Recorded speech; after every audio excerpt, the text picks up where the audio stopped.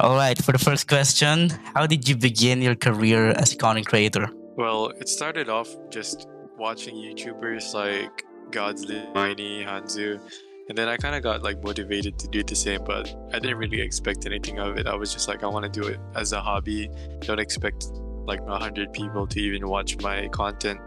And then eventually Lan and Hanzu is like pushing me to do content creating as well. So I said I'll give it a go. But my content was like fresh because I didn't know how to edit. I didn't know anything about COD Mobile. All I knew was like decent gameplay, but I wasn't even that good. I was like trash at the time, so I couldn't even provide decent gameplay. So it was a rough start, but then I eventually got a slight following, around 2,000 subscribers, and then I learned the algo and that you need to be unique in order to pop off in YouTube. So I looked around thinking of what I can do that no one else can, and that's when I decided to start doing no scope content. And no scope content got me from 2K subs all the way to 8,000, and then it pushed me all the way to around 19,000. That's when a lot of people have been asking me, how did I do it? How did I do it? And that's when I kind of realized that aside from my coaching background in Tyrant before as the main team coach, sorry, not main team, but like the main clan coach. So that's when I decided maybe I can be a tutorial guy, and I started giving tips. It got a lot of really good feedback, and that's when I decided maybe I should start doing tips and tricks rather than no scope, because I can help people, and at the same time I can also get a really decent viewership because people seem to like how I give tips. And that's when I really popped off and went from 20k all the way to around 116,000 subscribers doing content such as that. So, being the tips and tricks guy, like the face of tips and tricks, like especially the wallbang spots, do you think in some ways you're destroying the game or you're elevating the way the game is played? Because some people think that your wallbang spots are very sus. They think it's like very unfair, especially to those people who are not able to learn it. What's your take on it?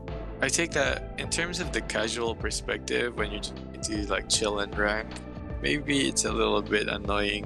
I understand that, and it might be destroying the super casual community just trying to camp and stuff.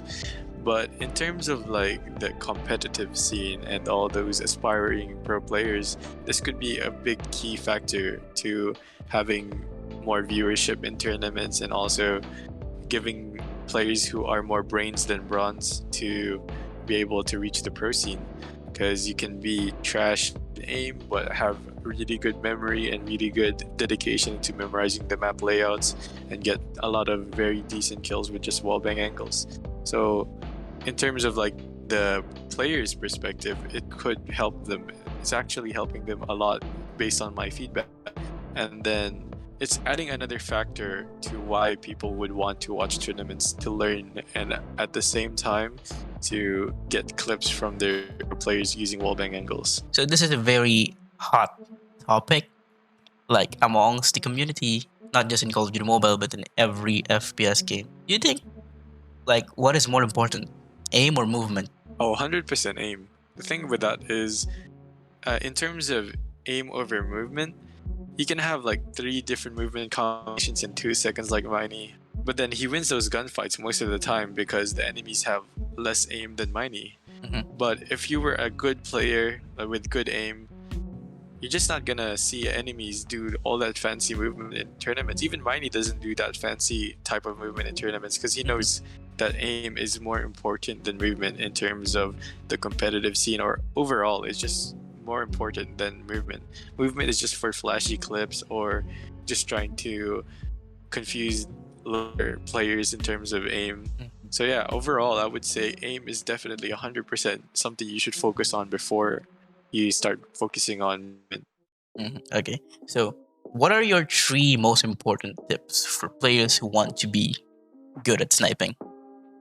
The first one would always be master your sensitivity. People always ask me for my sensitivity and other YouTubers' sensitivity, and consistently changing their sensitivity from low to high. It's just messing up your consistency and your muscle memory. So the first thing you should always do is just pick one sensitivity. Doesn't matter how good or bad it feels in certain days, just stick to it. Like if you're a low, mid, or high sensi type of player, just pick one of those three categories and do one of the sensitivities, and just don't change it and just master it. It's not about whose sensitivity you're copying. You can have the same sensitivity as but not have the same aim as Heaven. You don't have his consistency, you don't have his muscle memory. So the first thing you should always do is just stick to your sensitivity, and that's it. The second tip is studying passive and aggressive. Not just passive, not just aggressive. Study both and be good in both. Be a good hard scoper when you're playing passive and know your angles. You can also play quick scope when you're in passive, but hard scoping is more of the main thing you're going to need to focus on when being a passive player. But when you're going aggressive, you're going to have to study fast crosshair correction, quick scopes.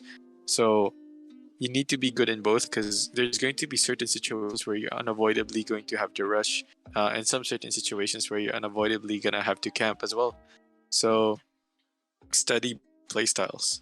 And then the last tip is mastering quick scopes, hard scopes, blank scopes, everything. Just because like you can be a good player with just quick scope, you can be a good player with just hard scope, but there are just certain situations where certain sniping styles are more effective. Let's say, for example, quick scopes are super effective when you're being rushed, when you're trying to get the first pick off an enemy that's hard scoping. Super crucial to master quick scoping, but it's also very crucial to master hard scoping, because in certain times, like let's say for example when an enemy's crossing in crossfire, you can get a free kill if you can track him correctly. So hard scoping has a lot of situations as well that is very effective. So you're gonna have to master quick scopes and hard scopes, just so that you're not always relying on one type of sniper style that's going to be less that will be more disadvantageous in certain situations.